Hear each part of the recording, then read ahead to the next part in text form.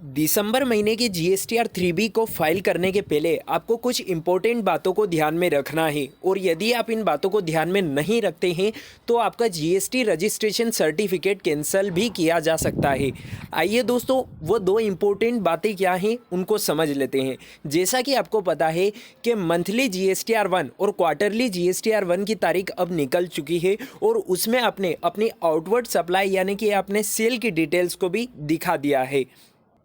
तो सर इससे क्या दिक्कत आ सकती है? उससे ये दिक्कत आ सकती है कि यहाँ पर जो नोटिफिकेशन नंबर 94 लाई गई थी उसमें दो रूल्स को इंसर्ट किया गया था, जो कि रूल्स नंबर 21 और रूल्स 21A को इंसर्ट किया गया था। और रूल्स 21 जो बात करता है वो आउटवर्ड सप्लाई की बात करता है और रूल्स 21A जो बात करता है वो बात करता है इनवर्ड सप्लाई की यानी कि आपके आईटीसी की।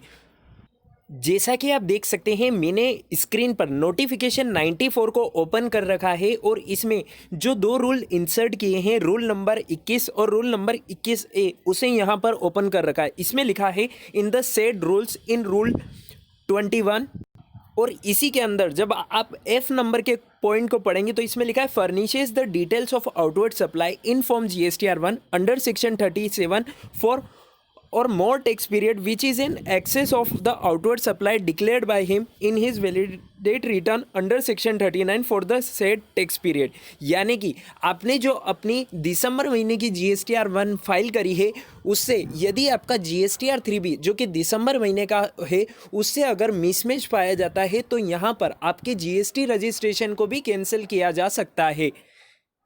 तो यहाँ पर जो अब आपका GSTR 3B ऑटो रिफ्लेक्ट होकर यहाँ पर बन रहा है यानी कि आपके जो GSTR 1 से यहाँ पर GSTR 3B आपका ऑटो जनरेट होकर वहाँ पर दिखाई देगा और यहाँ पर GSTR 2B भी जनरेट हो गया है तो आपकी ITC भी आपके GSTR 3B के अंदर ऑटो जनरेट होकर दिखाई देगी।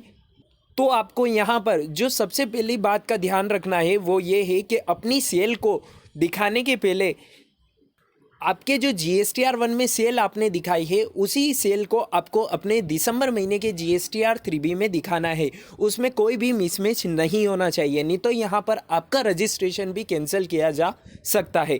और इसी के साथ में जब रूल 21 के आप ई नंबर को पॉइंट को पढ़ेंगे तो उसमें लिखा है avails input tax credit in violation of the provision of section 16 of the act और the rules made thereunder. यानी कि आपने जो आईटीसी आपको क्लेम करनी है दिसंबर महीने के रिटर्न्स में वो यहाँ पर सेक्शन 16 को कंसीडर करते हुए यहाँ पर आपको आईटीसी क्लेम करनी है। लेकिन सेक्शन 16 के साथ साथ रूल 36(4) को भी आपको यहाँ पर ध्यान रखना है। और रूल 36(4) के अंदर क्या किया गया है? रूल 36(4) के अंदर कहा गया है कि आपके GSTR 2B के अंदर जो आपको आईटीसी रिफ्लेक्ट हो रही है उससे एक्सेस आप सिर्फ 10% आईटीसी को क्लेम कर सकते हैं।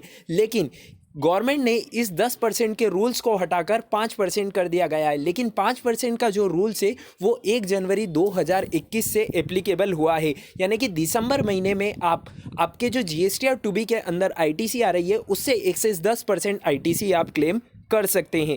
तो इन दो बातों का आपको खास तौर पर ध्यान रखना है और अगर आप इन दोनों ही प्रोविजंस को ब्रेक करते हैं तो आपका यहाँ पर GST रजिस्ट्रेशन कैंसिल किया जा सकता है।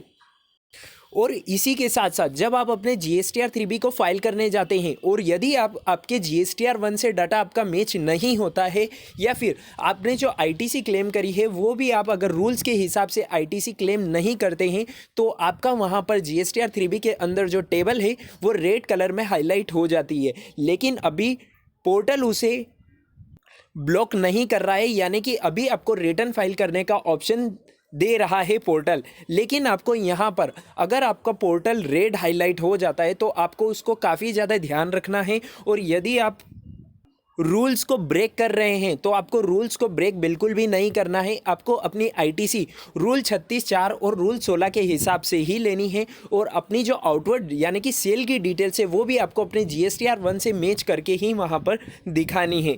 नहीं तो आपको इससे फ्यूचर में दिक्कत आ सकती है और इसके रिगार्डिंग आपको नोटिस भी आ सकता है। तो आपको ये दिसंबर महीने के GSTR 3B को फाइल करते समय इन दो बातों का खास तौर पर ध्यान रखना है। चलिए दोस्तों, उम्मीद है आपको ये अपडेट पसंद आई होगी। अगर आपको ये वीडियो पसंद आई है तो इसे लाइक और शेयर करना बिल्कुल ना भूलें और ऐसी ही इंपॉर्टेंट अपडेट के लिए आप आज ही हमारे चैनल को सब्सक्राइब कर लें।